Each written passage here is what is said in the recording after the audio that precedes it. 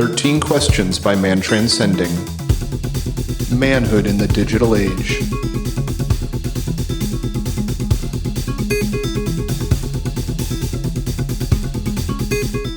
Welcome back to another episode of 13 Questions.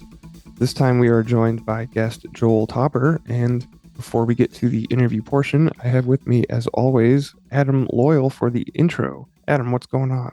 Not much. How you doing, Mr. Bill? Wonderful, wonderful. Can't complain a whole lot. I know that we've been slow on the episode releases, but that is just the time of energy during this year. Everything kind of slows down. Seems like the big cycle of nature, things start to Hard to lock down off. schedules. Life has got complicated, and it's not for trying, but we've had a few cancellations, both on our end and on other people's. So it is the time of year. But never fear, we're still here. We're still putting out episodes. And this one was really cool just because it contains within it one of my favorite answers to the role model question. And I just thought that this answer was so unique that it just had to go down in the history books as one of my favorites. So you'll get to hear more about that during the interview. And Adam and I like to do something before each interview portion on the intros. We added this when I started helping out with the podcast back in 2019. We have a jingle for it. It's a gratitude jingle, and we just like to share something that makes us happy. So that way, when we go into answering these deep questions that we get into in the show, that we're approaching it from a space of heart, brain, coherence, and gratitude. And we have a gratitude jar that helps us do that. But before we get into the jar aspect, it is working. It's an ongoing project, but more on that after we share our gratitudes. I've got a really cool one. I think Adam's got one lined up also. But we have the jingle first. Gratitude, gratitude, gratitude, oh, gratitude. Gratitude, gratitude, gratitude, oh, gratitude.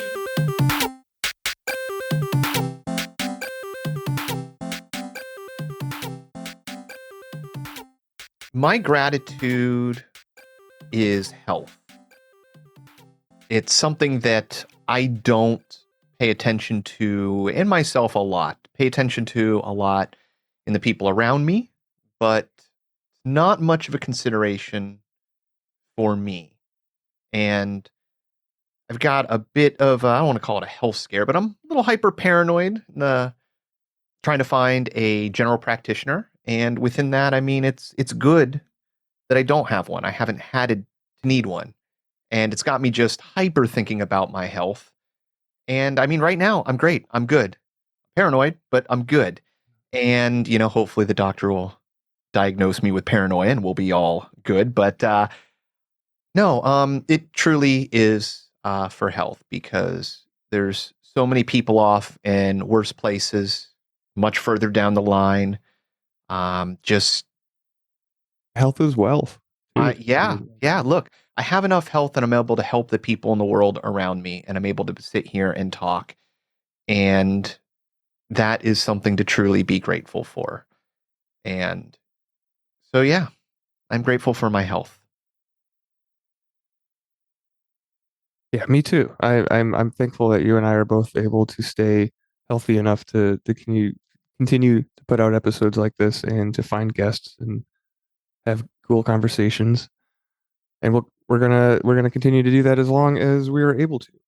Absolutely. But, yeah, and any guest suggestions that is more than welcome from the listeners. I'm super easy to get a hold of via the social media of the show. We have so many accounts across. Pick a platform. They're all listed on the website. So go check that out and send me a message if you have a guest suggestion or a question that you want to hear on the show. We take those too. But my gratitude is kind of an extension of one of the themes of the show, and that is standing on the shoulders of those that came before us, like our ancestors. So we use the phrase "standing on the shoulders of giants." a lot. Well, I have on the show, and it was just making. I was thinking about this phrase actually when I had a friend of the show come into town. Actually, Sean Sweeney, past guest.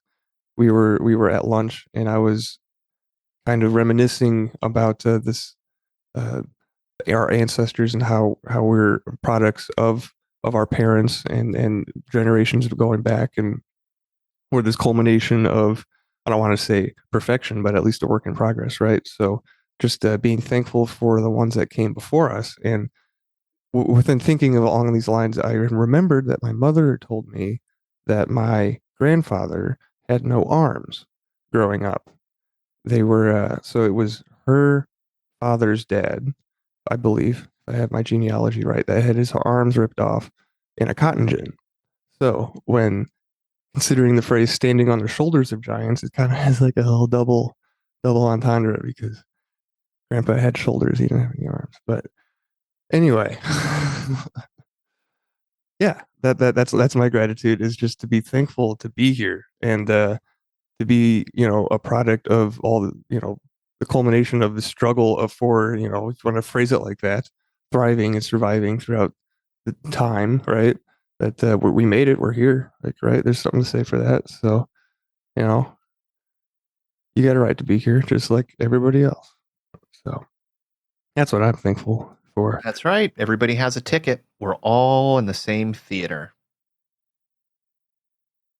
So now that we've kind of shared two things that we're happy about, I can kind of explain a little bit more about the gratitude jar. It's something that I decided to implement because we're a value show.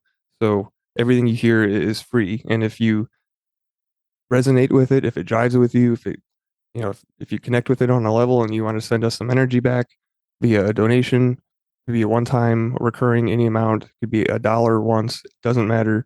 We'll get your name in what I'm calling the gratitude jar. I'll write your name in purple ink and put it in this jar with other supporters' names, and around the jar are certain stones that have metaphysical properties that facilitate in making the heart-brain connection. And we covered some of these stones, I believe, beginning on episode 98 and moving forward from there. But last episode, the Mark Stavish episode, we added petrified wood to our gratitude working as kind of like a segue into the plant kingdom. Because petrified wood, well, yeah, go back and listen to the episode to hear about petrified wood. But so I thought for this episode, because of Joel's answer, which became my favorite answer to the role model question, I thought it would be, and we've already set the stage with the petrified wood in the last episode, that we would add an actual plant to our altar. Very synchronistic. You started off with the replaced gem pattern, and now we're going to the real live plant. Yes, well, it is dried. We're going to add a sage. We're going to add white sage. It's often used for smudging, and I thought this would be a great addition just because it's fairly commonly, known and used, talked about in magic circles or homeopathic circles, right? So sage is commonly used for smudging, which is kind of like a clearing effect of the energies, where as opposed to how I've had it explained to me, Palo Santo is kind of like an amplifier. Like, so when you smudge with that, it's kind of raising the vibration of like what's already there, whereas opposed to sage is kind of like cleansing. You're resetting it, kind of. If that's a good analogy. If it's not, let me know. And sure. And it's a very cool green frequency. Got that nice little color in there. So the tone is there. I think it's a nice bridge with the petrified wood.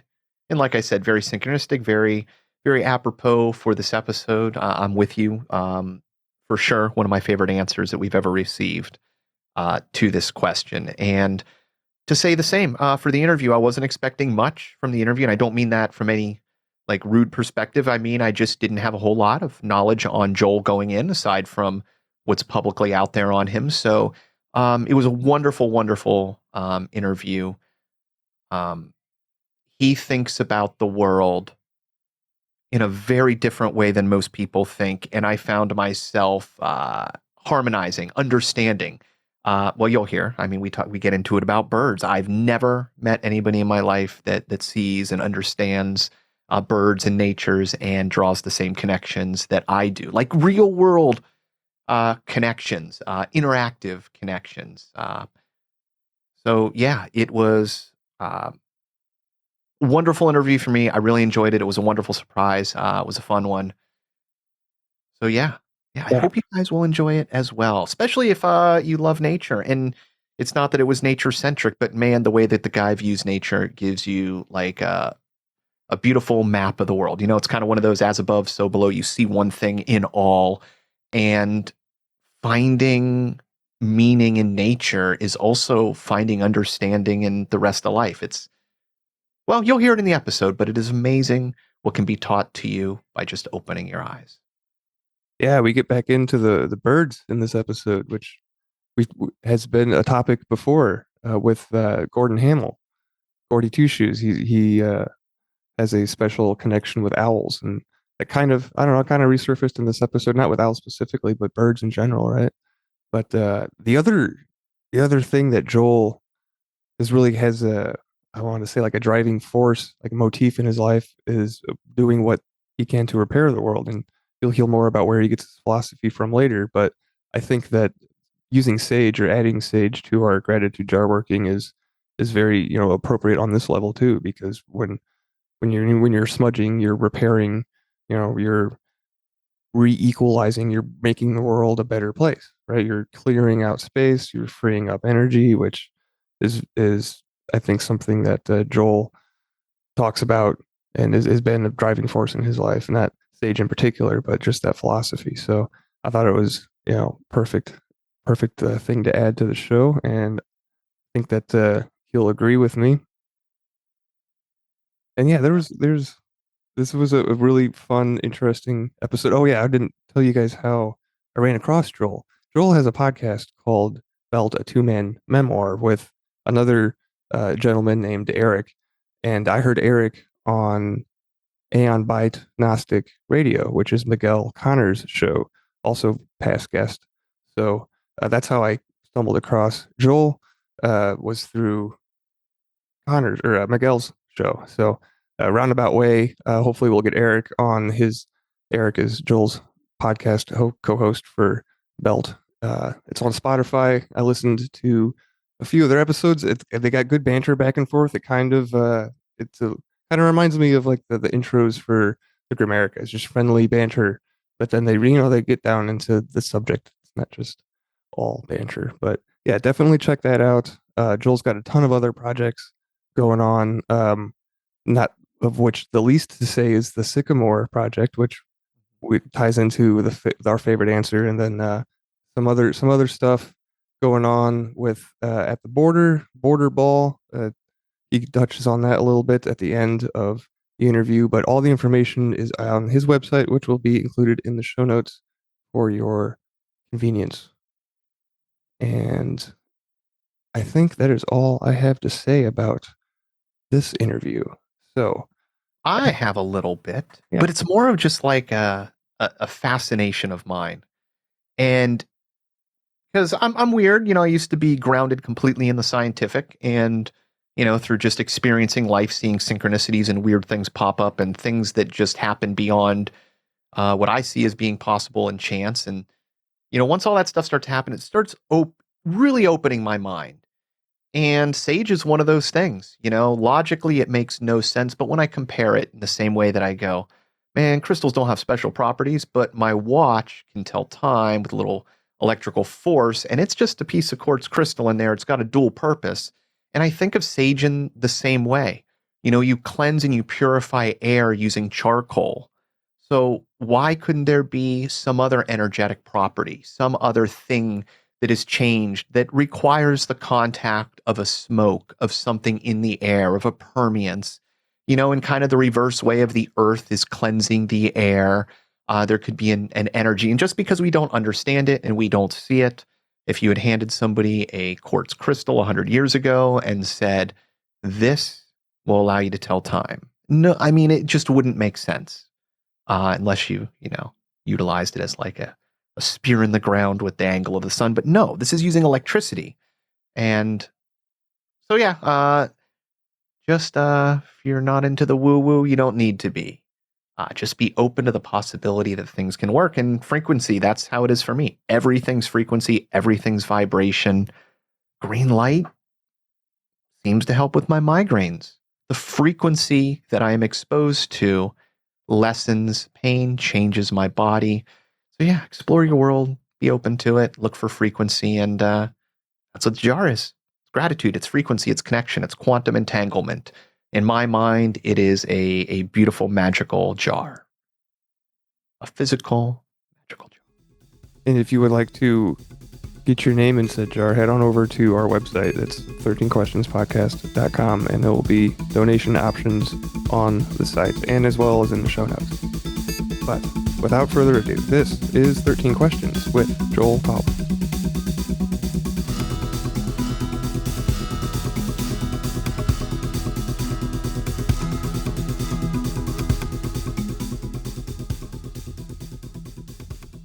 All right. Question number 1. What does it mean to be a man in today's world?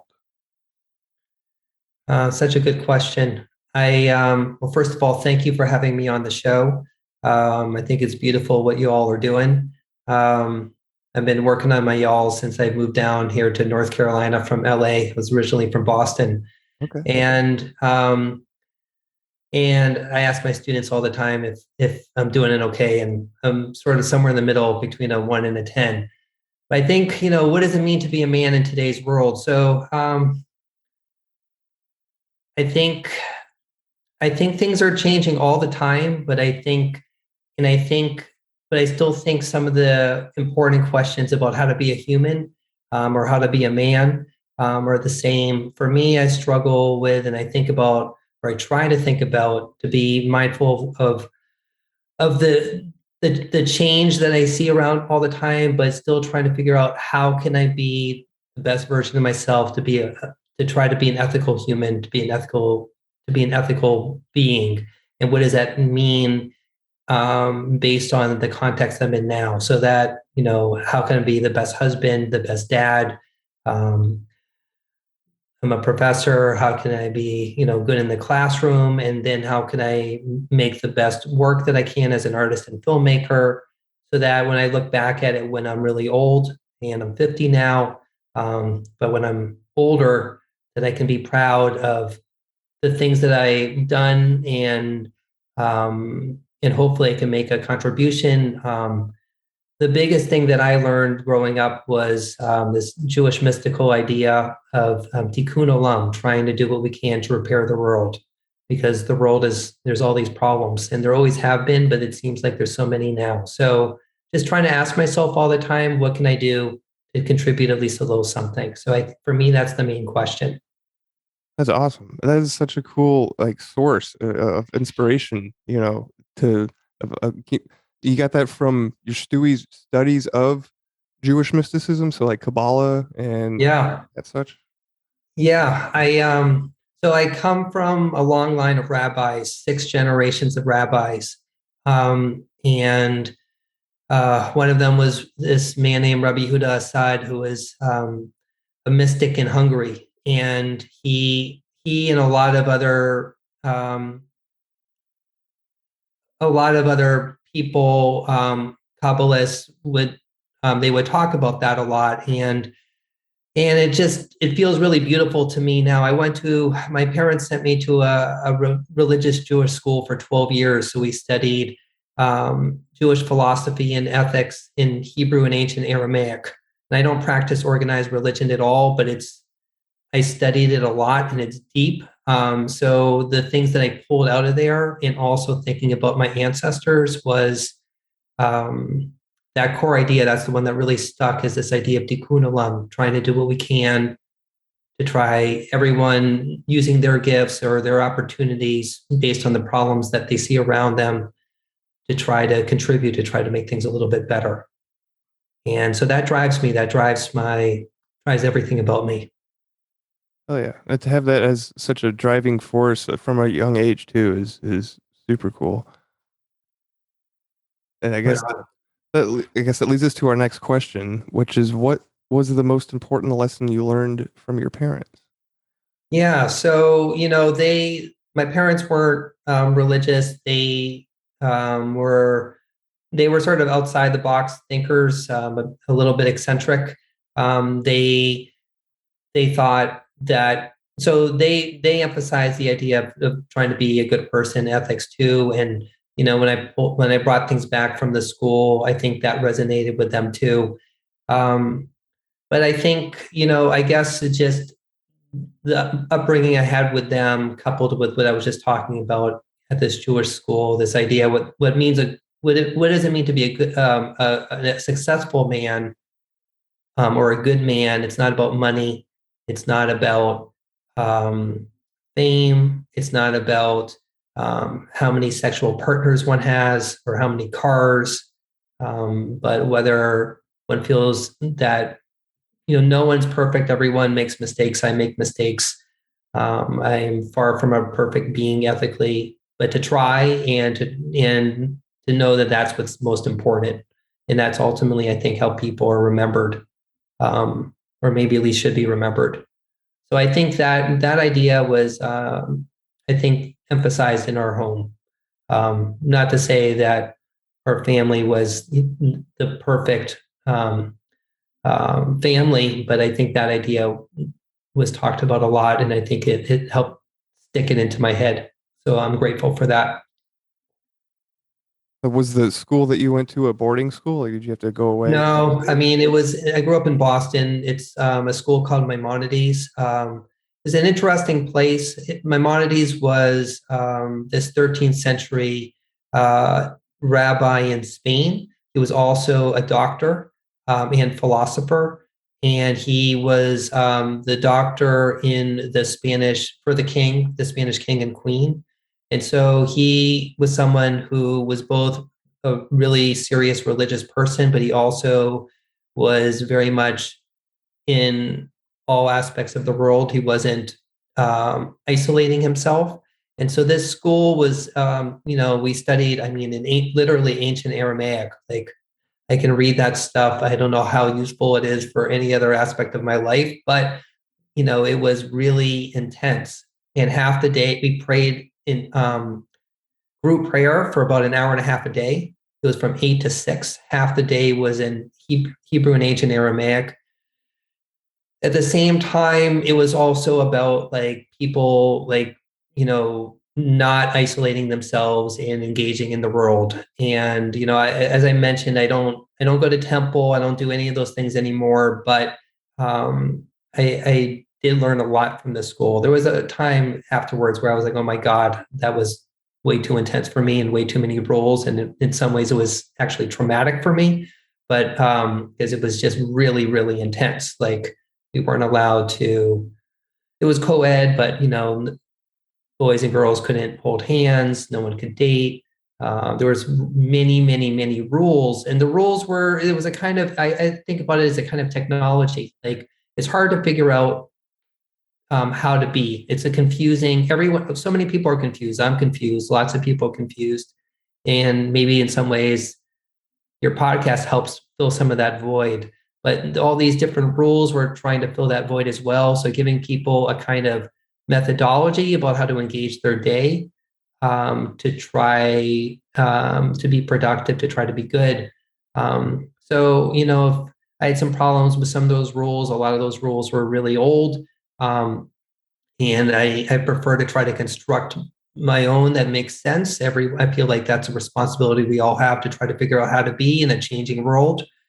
But it's hard to do that. And it's a little scary. Because when we start questioning authority, so yes, not everyone goes to church or synagogue anymore. People question all authority figures, it seems now. So where are we left with that? And how do you figure out how to be? So I think that's an important question, but that's something that I grapple with all the time. Yeah, absolutely. When you start questioning authority, it kind of creates this natural power like vacuum almost. Like, is where are you gonna put who? Like, Yeah. where is it? Like, if it's not over here, then maybe it's in me, right? Like, and that's where Mhm. like it gets fun, I think. Yeah. Yeah, totally. Right. Question number 3 is Okay. what book has been most influential in your life and why? All right. So that's a great question. I mean, another lesson from growing up was to read a lot. And so, I mean, so many things, have influenced me. I mean, I already mentioned all these Jewish texts. Um, One thing in terms of the point about eccentricity, I'm going to say a couple. One of them is Don Quixote, because I really love how, in some ways, that was an artistic model for me.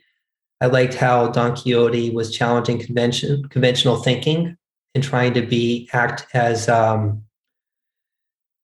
act in a kind of ethical way, or in a chivalrous way that was maybe um, seemed almost absurd. Some of the things that he was trying to do, but just you know not accepting different constructs we have in society and just trying to think things in a fresh way. Similarly, sounds a little bit different, but someone I interviewed for one of my projects, the Sharing Project, exploring the meaning of sharing. It's this film and art installation, and I interviewed David Graeber, who's awesome. He died recently, and he put out this book that a lot of people are talking about now. A number of them. This book, The Dawn of Everything, and another book called Debt. And um, I've been thinking about both those things a lot, also in relationship to masculinity, um, because debt, um, well, so like the conquistadors, and there's been a lot of things that have happened in relationship to people feeling that they need to um, be successful financially, and also the power dynamics of what happens when people owe money. And so all this violence happened he was talking about it, about how, the conquistadors, many of them, like Cortez, was super in debt. So it led to a lot of violence to get the money back. Or just this book, The Dawn of Everything, where we assume that our capitalistic society is the only way to be. And it's this inevitable sort of social construct. But there's a lot of different paradigms, and so many of them we haven't explored. And so he talks about that in that book, and he talks about how the Native Americans, they were critiquing the Europeans who came here and saying, well, how can we allow so much poverty with all this wealth, and how can we allow the people with all the wealth to be um, enslaving essentially those that don't. So, I mean, just in terms of like thinking about how we've structured our society and the values that are embedded in it, and the values that we maybe don't question enough, um, I've been thinking about that a lot. And I think those are things that are important to talk about. And I think he's a really important voice. I would say a third book, just for fun, that I read recently, also dealing with masculinity. Um, Pat Conroy, who I'm in North Carolina. He was living in South Carolina mostly, and he wrote this book that I just finished recently called My Losing Season. And we were talking before about failure, and he was talking about how basketball can be a model for how to live.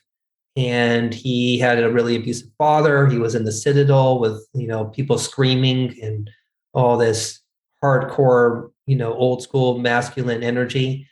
But he was trying different models about how to interact with people and how to pull out the best of himself on the basketball court. And that really resonates for me. And also the fact that he learned a lot from losing. They lost many of their games. He had a losing season. And so I like to think about that too. I played basketball in high school. I ski, and I run, I walk all the time, but I like watching basketball. There's this dance of how people interact, and I think offers different models about how to be a man, how to be a human, and how to interact with others. And I like how a lot of coaches talk about how to grow to be the best versions of oneself. So that book gets in that as well, and it resonated for me. Yeah, I can see that with basketball because I used to play myself Cool. not in high school, but Yeah. I'm anyway. But there are like the different positions. I'm tall, right? So they put me at Yeah. center a lot. So like there's different, like if you're gonna be a postman, you're down low and Mhm. inside, or you're gonna be the three guy and you're all the way out in the center court or whatever, right? And you play to your Yep. strengths, but yeah, there's so much that you can learn in team sports. It can be fulfilling. But then politics can get involved with parents, and Yeah. that's where it loses interest. Yeah, I hear you. I want to say one thing that I really enjoyed about your last question that tied into this was when you were talking about, these things being a form of technology, that Mhm. these things that are laid out, because it truly is like how we structure ourselves builds the way in which we interact and create the world in which we live in. And so many people don't Mhm. see that, Mhm. that your actions and the way that we structure society really are like a foundation. Yeah, I totally agree, Adam. I love that. Yeah, I think um, I think we are what yeah, how we build our lives and what we do, like our habits like form who we are, and what we do in the world matters a lot more than what we're thinking, I think. So our daily actions, our daily habits, yeah, totally believe in that. That's also, I mean, that was another idea that was rooted in my childhood too. It was all about like, I mean, you were saying that when you introduced what you said, but yeah, that was also the childhood. Let's do this, let's do this, let's do this, and that can lead to other things. Yeah. Yeah, one of the things I've enjoyed about doing the show is the many different perspectives that we get to explore and find about together. If you're a regular listener, and one of the things, speaking of perspectives and how society is kind of structured and how we look at it from the debt perspective, I guess, the Western capitalist type thing versus when you brought up the Native American perspective, which is something that Darren had brought to my eyes because he's half Native American, and he wrote a book about the residential schools when the whites came over and took children away and pretty much killed Yeah.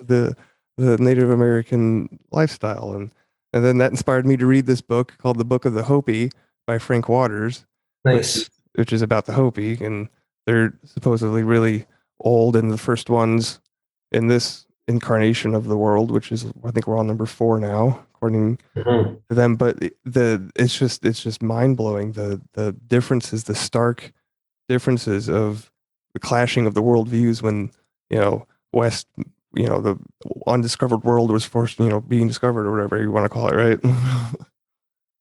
Yeah, right on. That's so cool that um yeah, you're accumulating all this wisdom talking to all these people. And yeah, yeah, the schools, I mean, the genocide that we've collectively done here, and I mean, the brutality of colonization it's pretty bad thing we have to still face, I think. Um, Yeah, what I found is crazy is that they even talk about this happening in their prophecies. Like the snakes of iron will run through the land, which is alluding to like the railroads and hmm, and just the decimation of the Indian way of life. But they also talk yeah, about there's a generation allegedly of white people that will come along and be friends to the Indians, and they'll be I think they'll be called what they refer to them as rainbow warriors. Could be misspeaking, but it's been a while since I read the book. But it's beautiful because there's hope at the end, and that we're a part like we work together for a solution in the future, and that's written in their their traditions, written in their traditions, oral, you know. So I think that's amazing. Yeah, it's amazing. Yeah. So good stuff to look forward to in the future. But Yeah, I need to read that book it's that you raised there. I haven't read it. It looks really good. yes, it's very thorough. We'll put it that way. It goes throughout the whole year and all their ceremonies and why they do the things they do, and Yeah, it's amazing. Very anthropological yeah, by Frank Waters. nice. But moving on to question 4. What was the best advice ever given to you, and would you modify it at all today? Yeah, that's I was thinking about that. That one's a little bit. I'm not. I'm trying to come up with a one answer there. Um, I, in some ways, I've done with my life sort of in some ways maybe what you're doing with your podcast. I ask a lot of. I've used maybe not quite as much anymore. I still do, but I have asked a lot of people for advice and have learned from a lot of people, sort of accumulated teachers, and I try to learn from people all the time. I tell my students too that I'm learning from them. That we're all. I view that we're all sort of like in a continuum of learning, and I think about things from my past and from ancestors, and I think about people younger than me. I'll say, one thing that I learned as a dad from my kids. So I remember our oldest son Zeke, when he was just looking at the sun come up, and like really seeing it, like seeing things freshly and like fully, and trying to learn to continue to look at the world with wonder and with openness, and seeing that modeled, in awe, and seeing that modeled from my kids, but also I think most young kids. And I think that's something that's easy to lose. And I feel really grounded, and it helps me be the better version of myself when I can sit down, can sit on the porch and sort of meditate, really listen to the birds around me, and hear the sounds and pay attention to my surroundings and really just take it in. And so just learning from my surroundings, but just that sort of idea of a kind of like open practice is something that I try to do. And then it makes me feel more connected and interconnected. And that helps me, it gives me strength, and it helps me remember, because we're all interconnected, that trying to being kind to someone is not necessarily generousness. It's really more about we're all connected. And so when we're helping each other, we're helping all of us at the same time. So that's the way I guess I'll try to tackle that question. Oh, Could have gone a million ways there, but I love that, especially that you bring in just listening to the birds.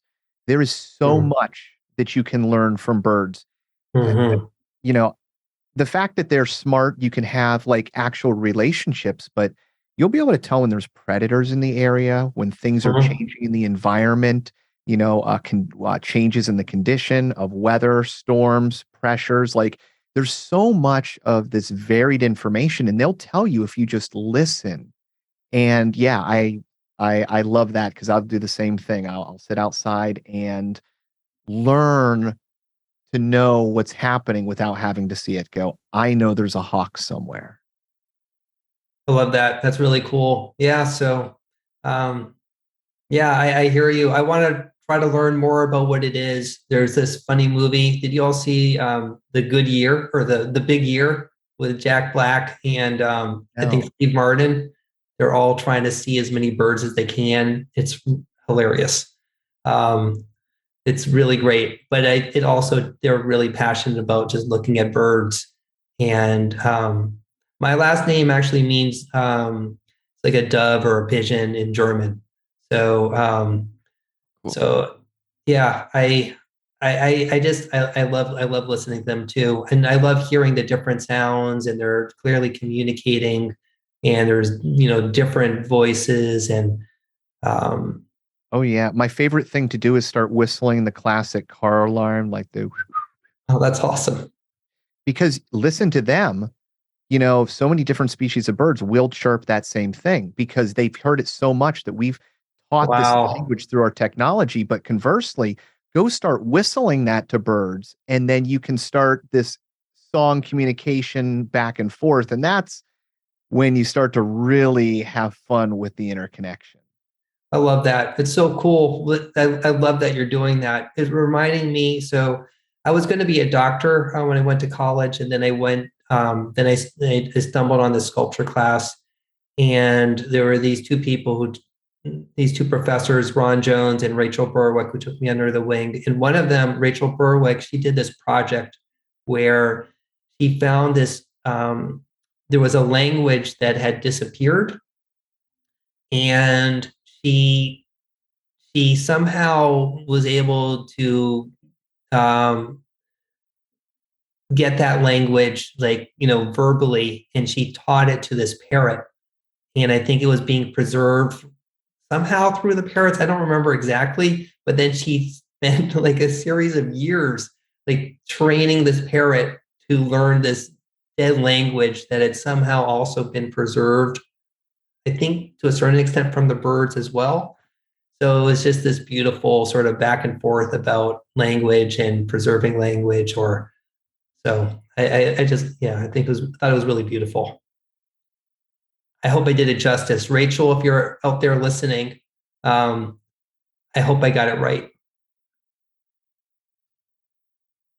Question number 5. What do you willfully ignore? Okay, so I was thinking about this one too. It's great question. Very open question. I bet you get lots of different responses to it. I'll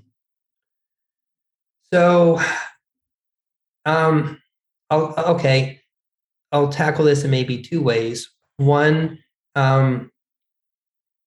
internally, I feel like, so I don't only have pure, perfect thoughts, and probably no one does. So trying to filter out trying to be aware of the different emotions and the complexities of those emotions, and then trying to sift through them, and then sort of feel that, take it in. A kind of mindfulness practice is something I try to do. And then to sort of forward or acknowledge all of it, but further the parts of myself or what I feel will be most productive, or that will be, help me on my quest to be the best person I can, the best ethical person that I can. And I think that's it's a kind of, it's like the cartoon of like the good and bad angel you see on like the, like Mickey Mouse or whatever. But I think mindfulness has helped me, like, in the discourse about that has helped me sort of make sense of that a little bit better. And so trying to figure out what parts, what feelings, what emotions to further, and which ones to not ignore, but to acknowledge, but to not give supremacy. And then similarly, I think there's lots of things that are helping out culturally that are really problematic. And we just had this march on the Capitol, and people, there's a lot of racism, there's a lot of hate crimes, there's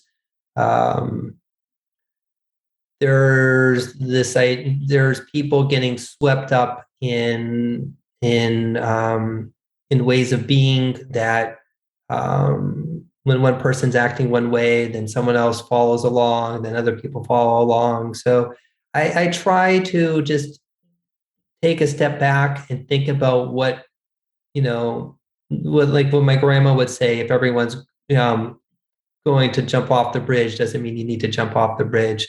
So I think there's been a lot of collective craziness that we've been engaging in culturally, and not just here in the United States, but in a lot of places. There's been a lot of racism, a lot of hate crimes. And we don't always tell our neighbor to, hey, that's fucked up. We need to stop that, and just taking a step back. What everyone's doing isn't necessarily right, and just trying to be mindful of that. Yeah, I mean, you nailed it twice with the mindfulness, both internally and externally. I like how you opened with the question with the emotions and being aware of like the good and the bad, right? And then being able to parcel, like kind of separate the parts that excel us, and let's focus on that stuff, and then not give, I think you said, not give supremacy to the parts that limit us or something along those lines. And I think that's been a theme that I've discovered in doing this show is like that pattern recognition, and then reinforcing the good stuff, because where you turn your attention to is what you're going to manifest. So like if is what I've kind of learned through doing this, and it's being able to different pick those apart and being mindful of them is tricky. It's like pattern recognition. It can be it's all, some of it can be subconscious, right? A lot of it I think is. It's tricky to catch sometimes. Yeah, totally. No, I appreciate what you're saying. I like how you're talking about a relationship to pattern recognition. I think I've been talking, with some other men about this, other, guy friends, and they, a lot of us weren't really encouraged to think about our feelings.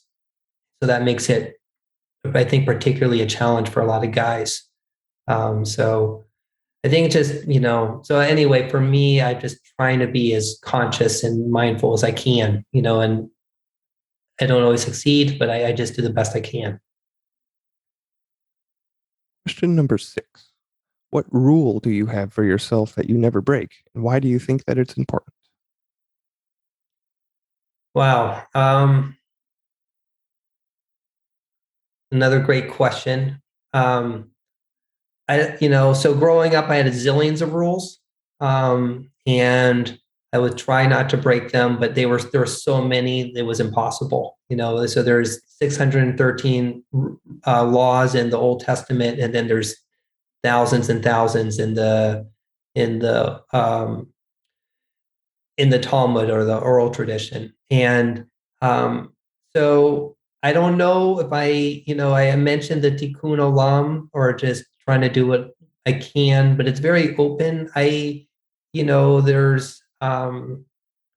There's core ethical things, like obviously, 10 Commandment kind of stuff that everyone knows. But I'm not sure. I think just maybe that very broad thing about trying to each day be like, okay, what am I going to do today? Can I be the best version of myself today? And keeping that pretty open. So it's more of a mindset than a rule. So what does it look like today to try to be the best version of myself that I can? Or what does it look like in this moment to be the best version of myself as I can? So I guess the rule would be to try to keep asking that question for myself, to foreground that question, to foreground that as like my primary goal, to try to think big picture about that. And when I end up getting lost in the weeds, which I do, I can get really obsessed in things that I'm doing, to sometimes try to pull out and to be like, okay, what am I doing? Try to think about, the overarching goals of what I'm doing, and whether that furthers that or not, or to what extent. So I guess that's my core principle at this point in time, which is connected to the Tikkun Olam as well. Oh, that's awesome. I like that you said that it's more of a mindset than a rule, because it's something that is a work in progress, right? But Yeah. Is it something, is there anything that you do like consciously at the beginning of your day, like right when you wake up? Do you like have the little phrase that you say to yourself, or do you just say this is going to be the best day ever and then it is? Or but what do you, is there anything like that happening? I try, so I wake up, my wife and I hold each other. I make the coffee. I go out on the porch, um, and I sit and listen to the birds. And I think the idea of thankfulness, we were talking about that too. I think every time I eat something, that's something that's a little bit stuck. I say thank you to God, to the world, to being able to eat. So anytime I eat something, I say thank you, and just trying to be thankful to what I have. I feel lucky, um, feel blessed. Trying to acknowledge my blessings, even when I'm frustrated about things, even when I'm um, just trying to remember that, to be thankful and to listen, to hear the birds, to be open, to try to be aware, to ground myself, and to try to get myself in a good mental space to be the best version of myself. So that I do, there's times I don't make the time to go sit out on the porch. It could be really cold, or I might be having some pollen allergies or something. But I try, and if I'm not doing that, then I'll try to do it sitting in a rocking chair and just just trying to take some time to just be, meaning not being on my phone. And that's a big thing for me, actually. Like I have rules for myself that I don't check my email. I'm not on my phone after 8:30 p.m. I want to have some time before I'm on it as well in the morning. And when I'm talking with someone, I definitely am not looking at my phone. And to just be present with whoever I'm with.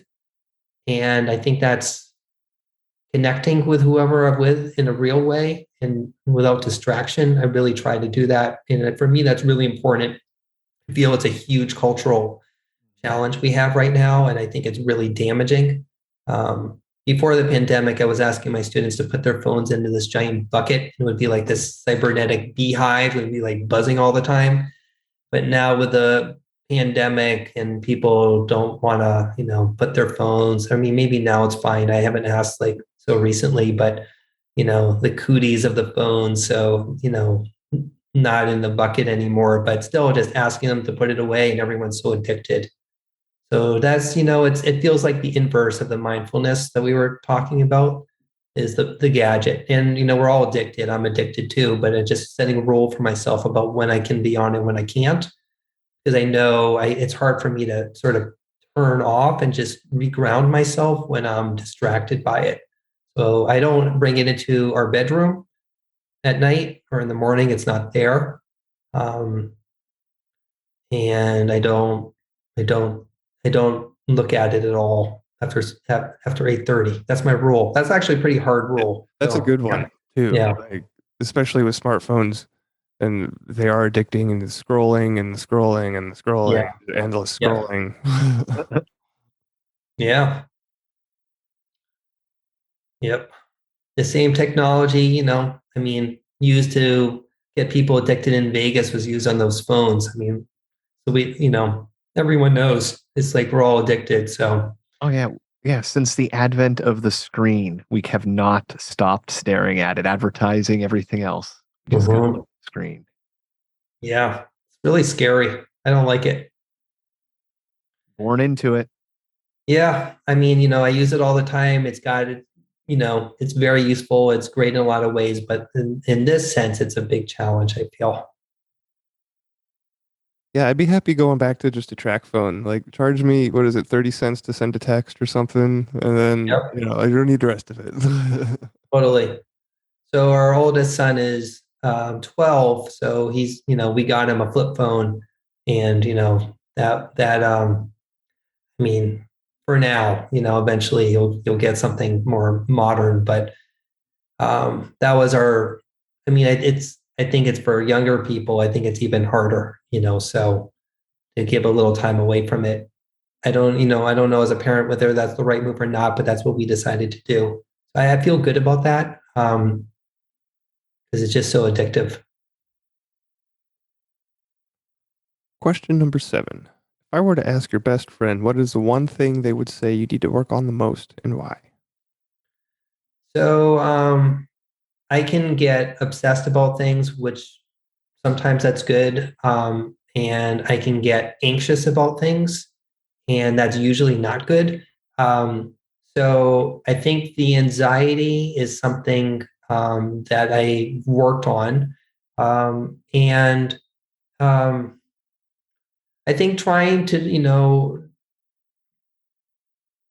I think when one puts a lot of pressure on oneself, then it can lead to anxiety. I think there's a lot of challenges in the world. The world is hard in many ways.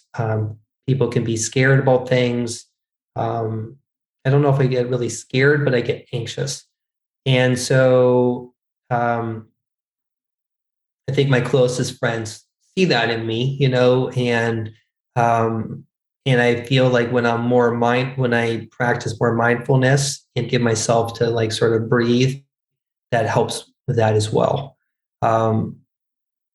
There's so much unknowns. I mean, I think, my sense from engaging with my students, I've been teaching since 97, and it's a long time. And definitely it feels like there's more anxiety in general in not just, I'm seeing it in my students too. And I think there's just a lot of unknown. There's big problems, climate crisis, all kinds of things. So I think it's good to be aware of the problems, but I think it's also important to not let them overwhelm us. And so trying to give time, like a certain amount of time to thinking about it, the problem, and to trying to solve it or to table it, and then to move on and to have concrete time for that. It was the NPR Life Kit was talking about that, and I was like, yeah, that sounds right. So something I try to do. I don't always succeed, but that's something that I'm working on. Yeah, back to the smartphones thing, that's got to be tied into just the general anxiousness for everybody. Like that, those things create, like even if it's just like the frequencies coming off of them. Like, I know that there's been studies out there. If you hold it up to your head for X amount of minutes, even then, it's still questionable. It can be. So and it's got to have a physiological effect. Carrying these things around all the time. Well, there's a great podcast Radiolab did called 9-Volt Nirvana, and it deals with the military's training program for snipers, in which they use a magnetic coil, a frequency, to drastically increase your proficiency in your learning. And it's like you can do that by stimulating certain portions of the brain. And now we have bathed ourselves in all of these other magnetic and RF fields, and for better or for worse. Maybe it's enhancing us, maybe it's dumbing us down. And so, yeah, it really makes you wonder just, really what is going on. We can't see them, but they're there. Wow. Yeah. I didn't know that. Is really interesting. Yeah. It's a good episode. It's a fun listen. 9-Volt Nirvana. I'll check that out. Thank you. Yeah, I just wrote that down too. I'm actually going to check that out as well. And I think Adam is going to pick up the askings from here until we reach the end. What was the most embarrassing or humbling experience of your life? Good question. I love that you're asking all these people these questions. And that question, helps people to be vulnerable because they have to admit it. What the most embarrassing thing was. So I don't know exactly what age I was when I made this decision, but at a certain point in my early adulthood, I decided that it would be okay to make myself vulnerable. And some of that was also like through the dating process, asking people out on dates and striking out. I mean, I wouldn't always strike out, but I would strike out more than half the time. And so, or at least for a while. And I think a lot of guys probably experience that, but there's a kind of humility there. I'm not sure, like, which particular episode to remember. All right, or which one that comes to mind. I'll tell you two, though, that I have recurring sort of nightmares about. I was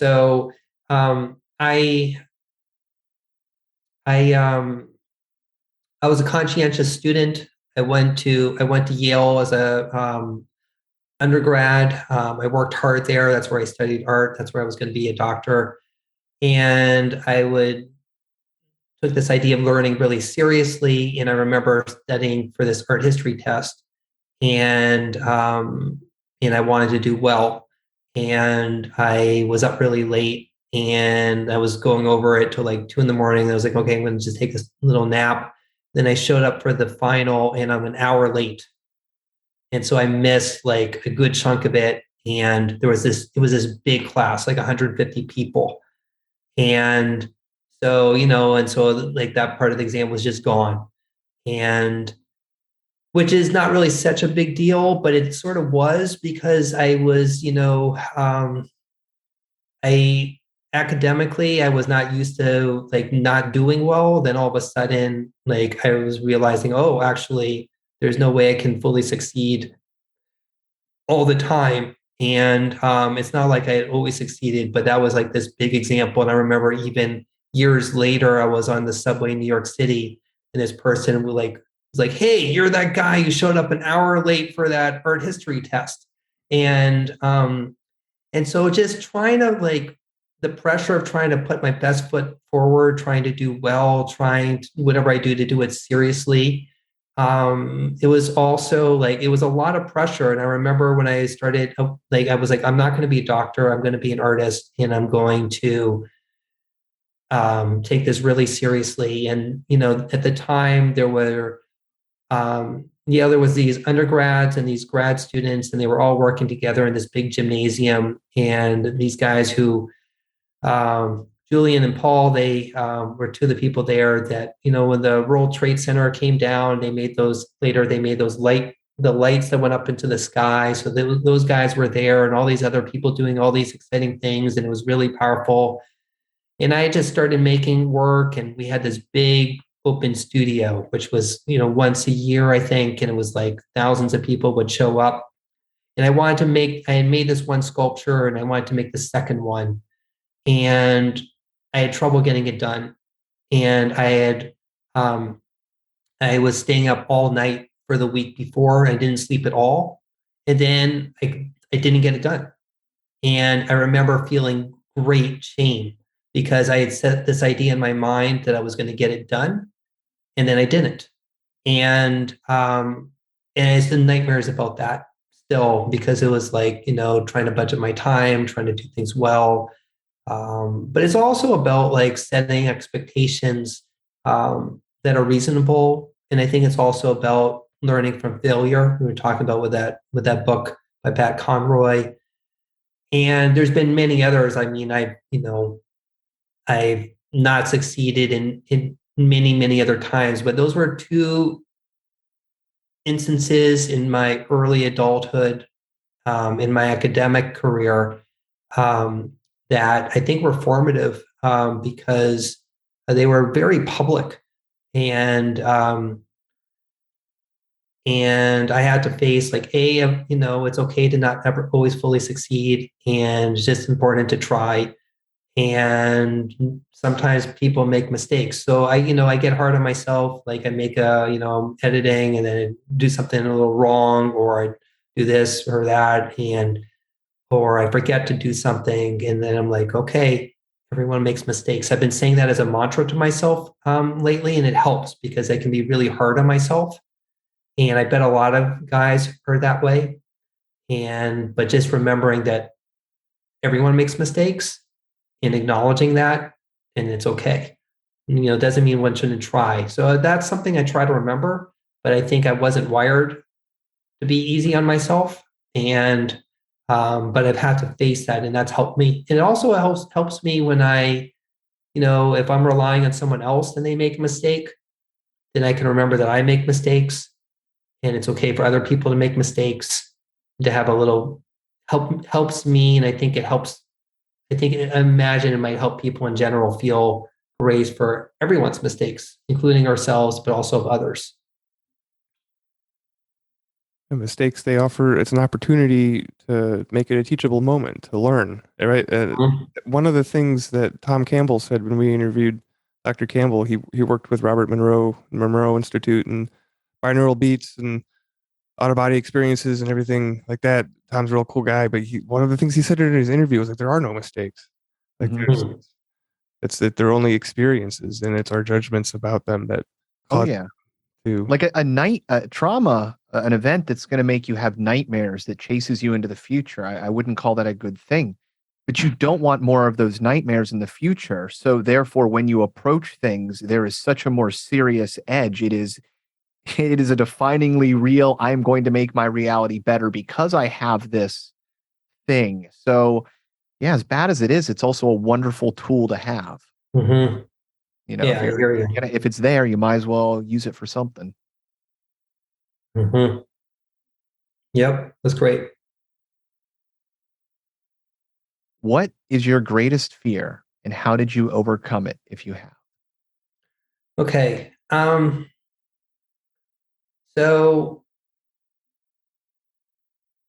I'm scared of different things, but I'm more anxious than fearful. But one thing, I can talk about something pretty specifically here.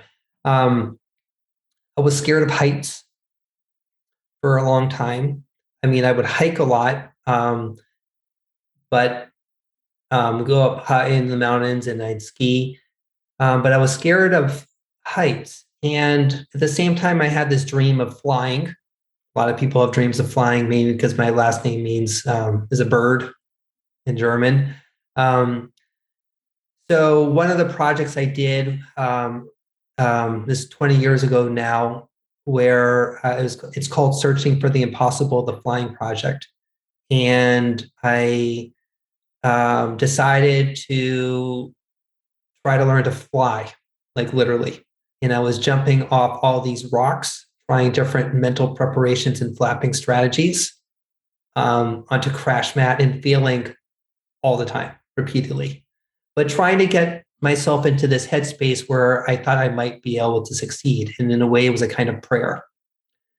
And I was looking at these people, these heroes of mine. I made this light box of Elmer the Flying Monk, who jumped off the top of his abbey in the year 1010 and flew a quarter mile. And he made what he thought was the hang glider that Icarus flew in. And it was a hang glider made out of feathers and wax. And I was doing this for a long time. And then eventually I realized that wasn't going to work. I tried like 150 flying attempts off these different rocks, all these different strategies, and all of them failed. And I was surprised each time and sad each time.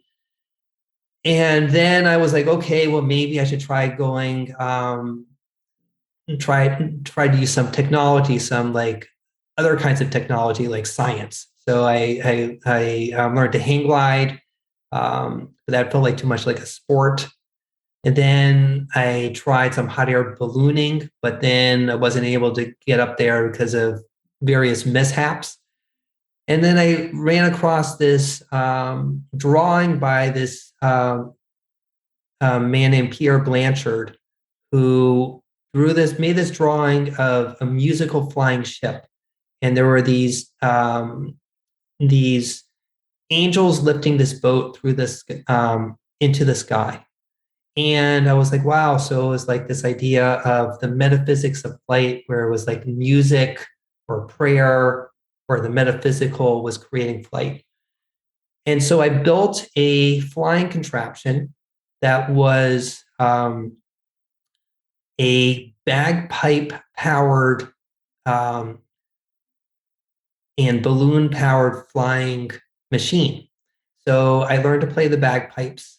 I connected the bagpipes, which is like this balloon, via these rubber horns on my back.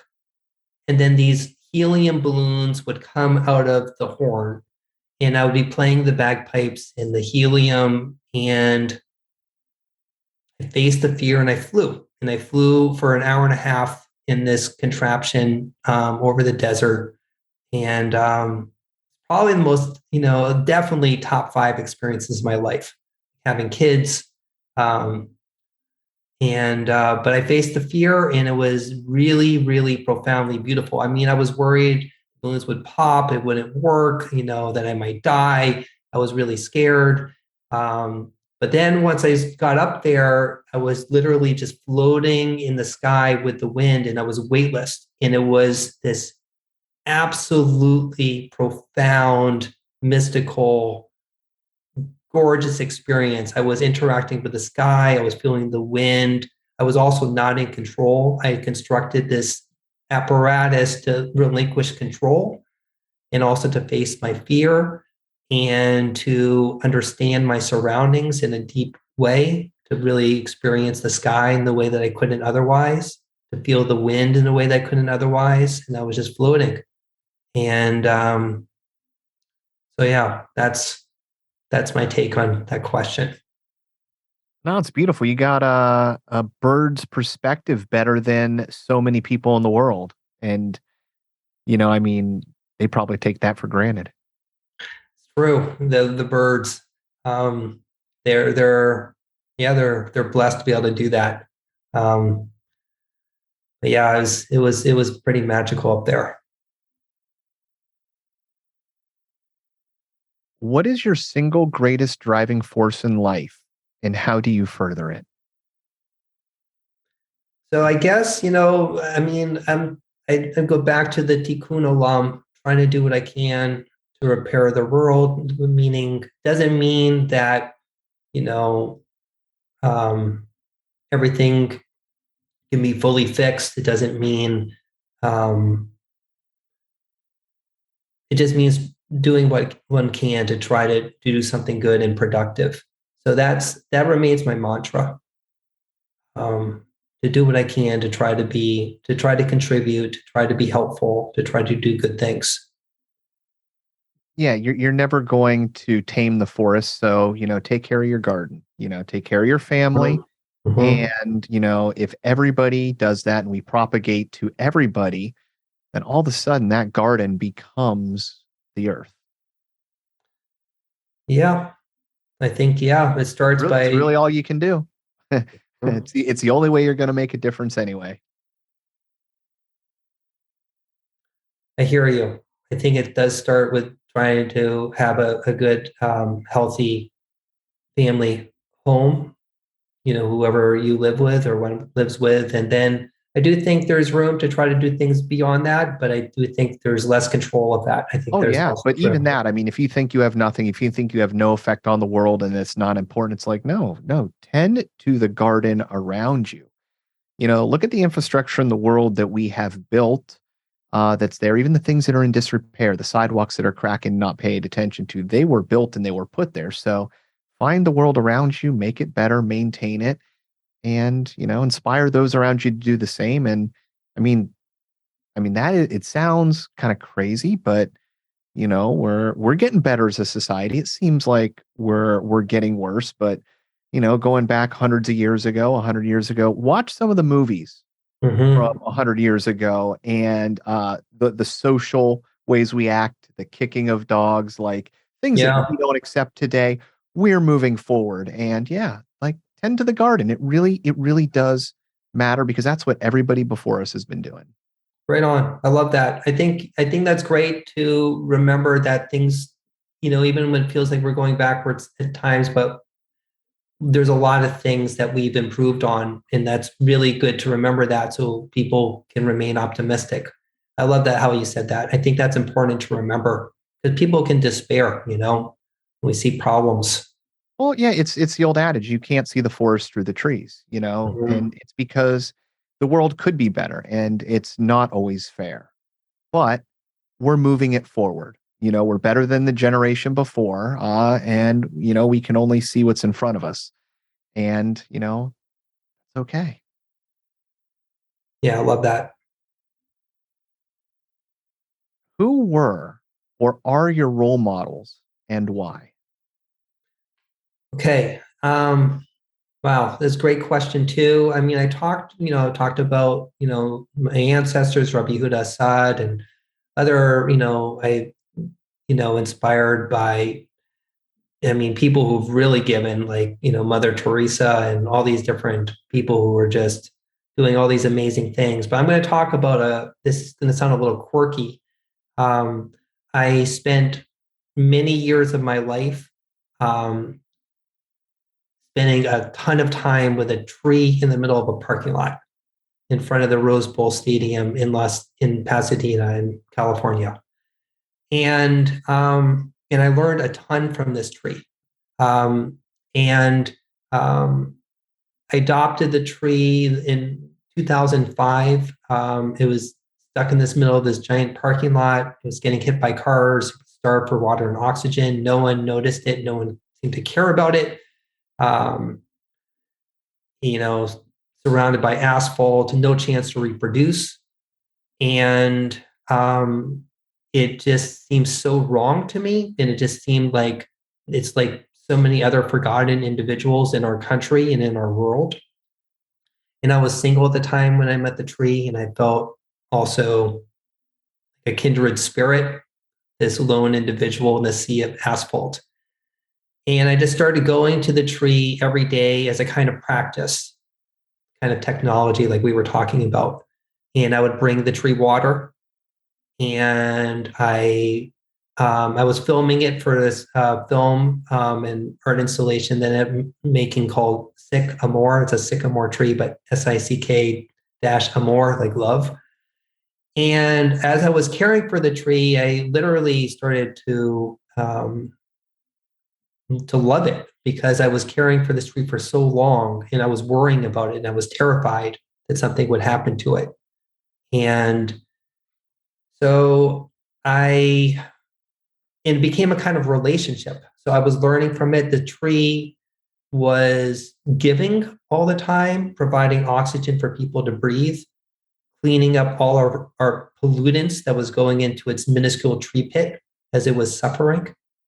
So it was, and it didn't leave. It couldn't leave. It was getting attacked by all these pathogens who were just taking from it. And it just felt like where we are as a society in certain ways, where there's just a lot of people taking and not paying attention to the impact.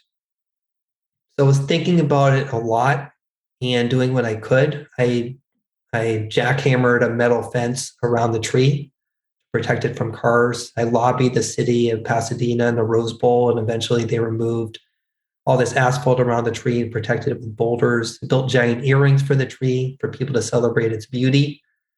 I ended up getting married at the tree.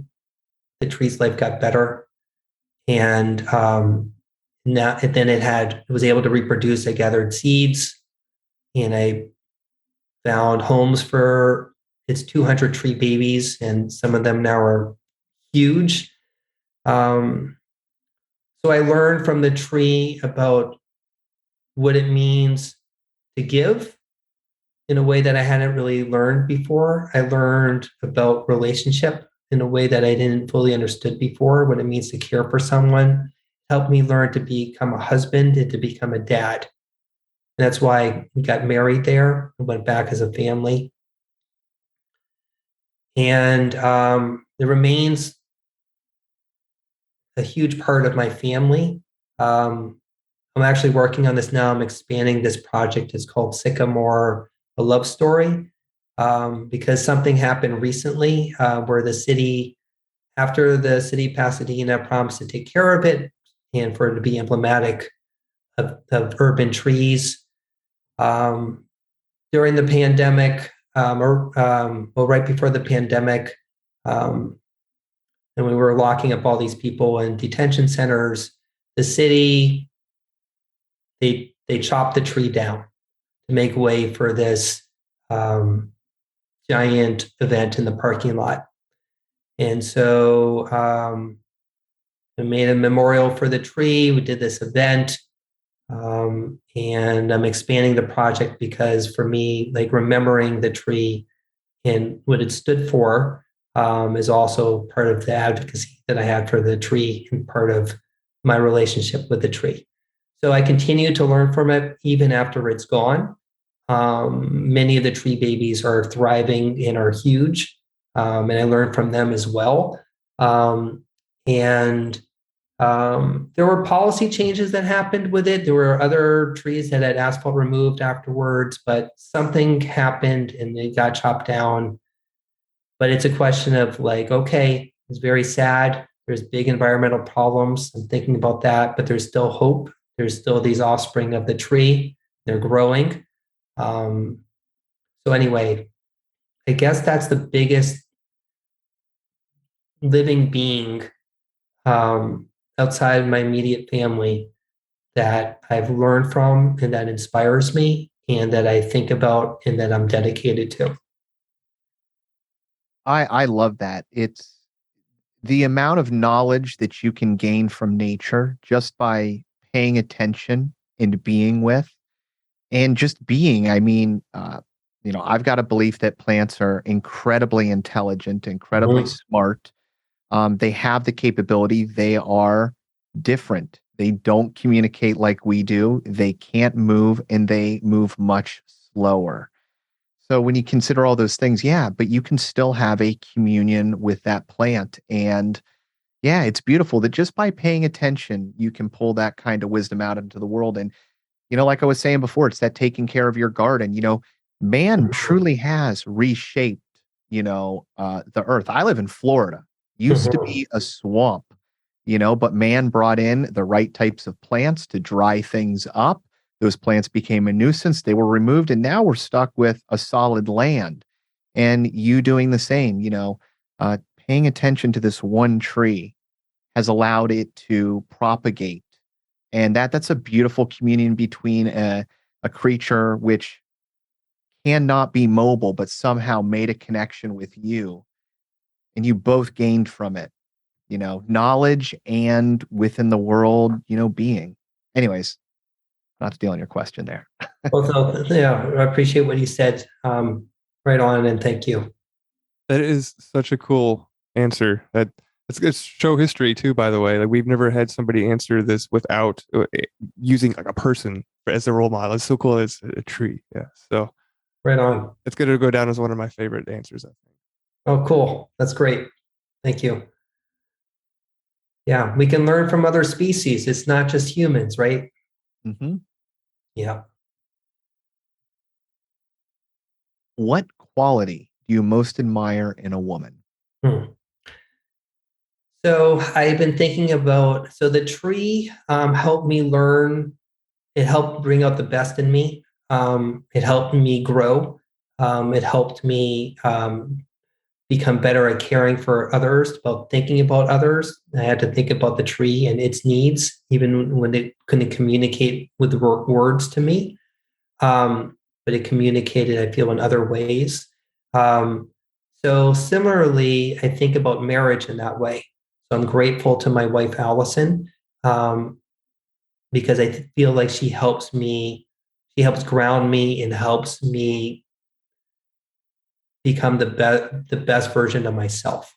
So I feel like for me, my wife or marriage, or, if we're talking about a woman in general, but my relationship with Allison, for me, the most important thing that I'm asking her to do, and also that I feel that I need to do for her, and also that I feel I need to do for my kids, our 2 boys, is for us all to help each other be the best versions of ourselves. And when we're going on off the rails, if I'm acting badly, I want her to remind me, and she does, and to do it in a way that I can hear it. And she's able to do that, and I'm grateful for that. And it's something I try to do for her as well. Like it. That's what we all ask of our best friends. It's, hey, when I'm getting out of line, check me. even if it hurts, check me. I want to know. And it's the hardest thing for us to do. That's a beautiful thing when you can find that and truly share that between people. Right on. What is the most courageous thing you have ever done or seen in your life? So,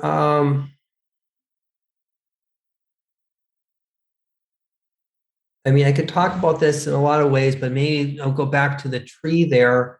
I mean, I remember when I started that project, my idea was that everything is important. So I was going to look at this tree that I found really beautiful, that was really beautiful. And I was just going to stand back and tell its story, interview all these people, which I did. There were tree pathologists, environmental philosophers, and all these people were talking about the tree in these different ways to show its complexity, its beauty, how it's important, that everything is important. But I wasn't going to intervene. I wasn't going to do anything. And then immediately it was like, you know what? There's no way. Once I was there, once I saw it, once I was part of the story, not just the story, I was interacting, and just my awareness, there was no way for me to just stand there and not try to actively advocate and do something for the tree. And I was nervous because it was just me. I didn't have like this giant, let alone budget, but I didn't have these army of people to try to advocate for the tree. There was the Rose Bowl Stadium, super huge, powerful football stadium interest, big corporate entity, powerful city of Pasadena. And there was the big Rose Bowl game. And, I advocating for the tree instead of the cars and saying, hey, we need to remove some parking lots. It felt like I was going up against big capitalism. And I was scared. And, when it was guerrilla action, when I was jackhammering. And so that decision, I remember when I came to that realization about like a month or so into the project, I was nervous, and so I think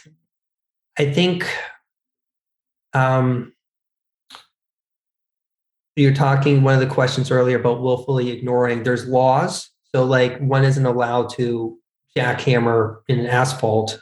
I, dressed up in construction gear, and I was maybe not following the letter of the law, of the legal law, but I was following a larger ethical law in my mind. But I think, for me, that was scary.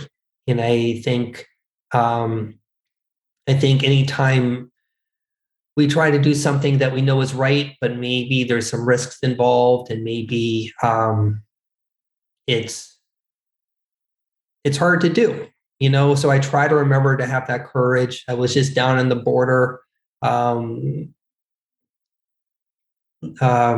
walking every day for 40 days between the Otay Mesa port of entry, along the border wall, and then up to the Otay Mesa detention center to bear witness to a lot of the bad stuff we were doing up there. It's for another project called Border Ball, and I got permission, and in a lot of ways it was a patriotic act. I was playing catch with people on the border. I was trying to build community in a place marked by division. I was bearing witness to some of the things that are happening up there in the detention centers: slave labor, physical and sexual abuse, refugees with no criminal records locked up and in jumpsuits, lots of things that have happened.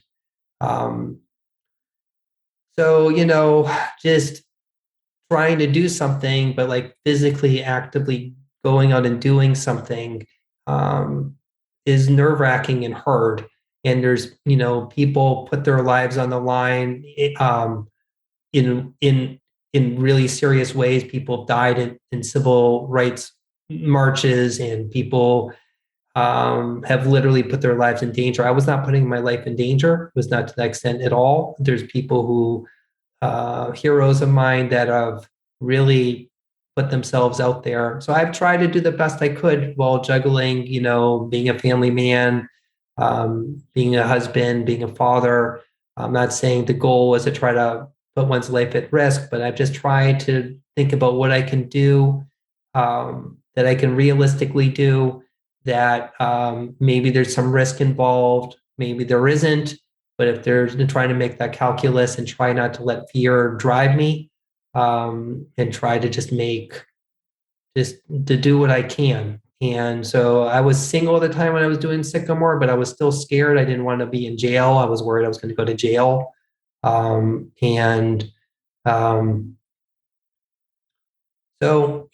I just, I try to remember to, there's my friend Eric Wilson, who I have done this podcast with called Belt, a 2-man memoir. And he says this line, which I really love, where bravery is fear plus action. So that seems right. And whatever that means. So, one, it speaks to what you believe in. Here are the consequences. Here's how much I value this experience, this life, this thing that's going on that I don't agree with. This is how much I am willing to risk. And, the fact that you're feeling it, just, that's the importance. And that's what's kind of beautiful. It's not, what dangerous thing can I do? It's like, well, what do I believe in? Do I have a line in the sand? And am I willing to just dig in and you get it done because it needs to get done?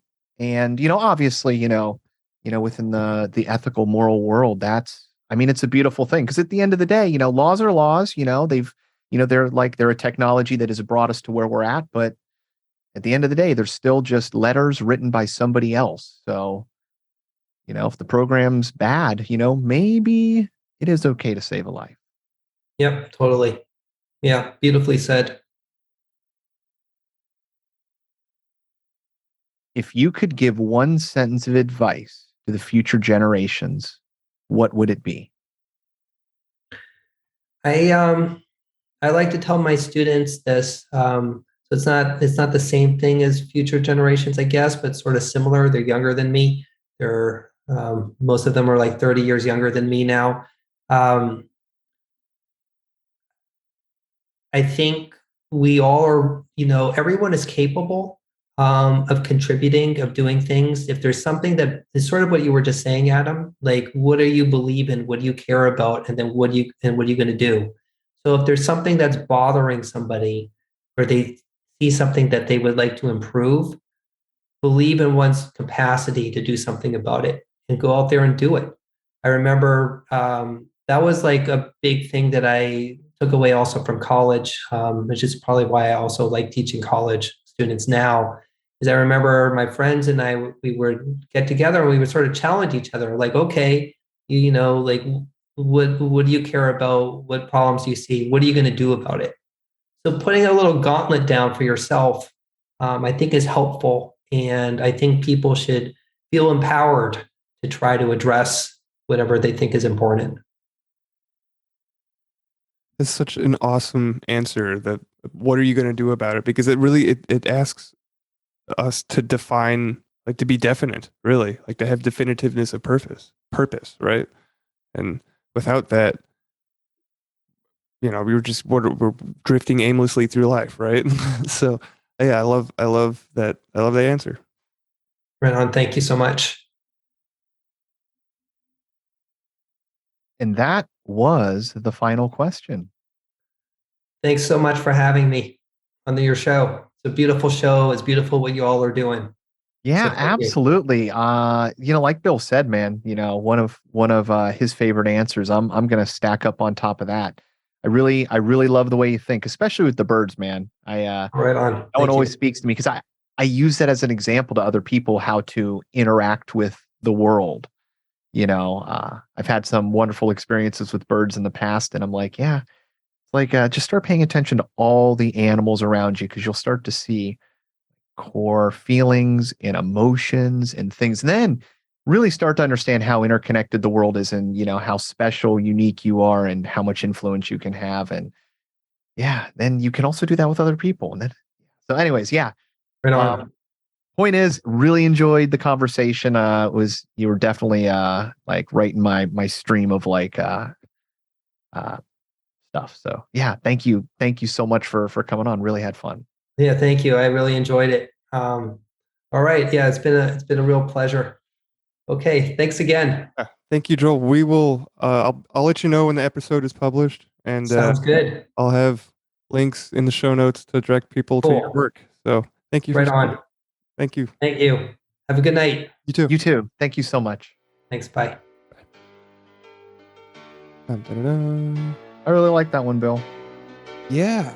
You know, I was not planning on adding anything to our gratitude jar, but since we just did petrified wood last episode, and he's talking about trees this episode, I feel that it is necessary to add some kind of plant.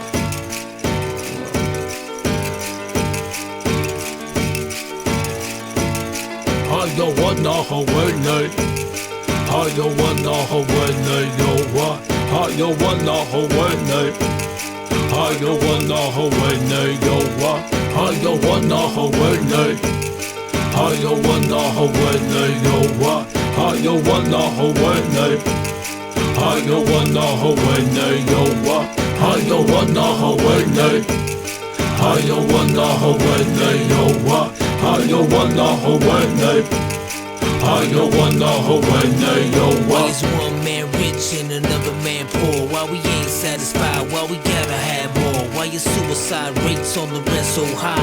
Why I tell you the truth but you say don't lie? Why is being a good father at an all-time low? Why is it acceptable? Yo, why? I don't know. Why she blame him and he blame her? It's useless. Ask yourself this question. Why you making excuses? Why do parents gotta bury their kids? Why we text and drive, not caring how scary it is? Why it's so hard to forgive and leave the past behind? And if you did, then that's divine. Why don't you help your brother when you see him fall? Why do we act like God don't see it all? Why do we call them black, them white, them Asians and use labels? Now that's racism. I wanna Hawaii. Why? I wanna Hawaii. Yo why? I wanna Hawaii. Why? I wanna Hawaii. Yo why? I wanna Hawaii. Why? I wanna Hawaii. Yo why? I wanna Hawaii. Why? I wanna Hawaii. Yo Why is why? there innocent people locked up for life, while some people can't say nothing nice? Why do we always gotta question what all of it means? And why won't you follow your dreams? Tell me why. The night when you took my dad, why'd you let me see my grandpa cry? And tell me why. And why do you choose to hide, even though you was born to fly? And tell me why. And why don't we turn from all the hate? And why don't we learn from all mistakes? Why do I keep on wrecking these fat beats? And teachers don't make more than professional athletes. And why? And why? And why? And why? And why? And why? I wanna Hawaii. Why? I wanna Hawaii. Yo why? I wanna Hawaii. Why? I wanna Hawaii. Yo why? I wanna Hawaii. I wanna Hawaii. Yo why? I wanna Hawaii. I wanna Hawaii. Yo why?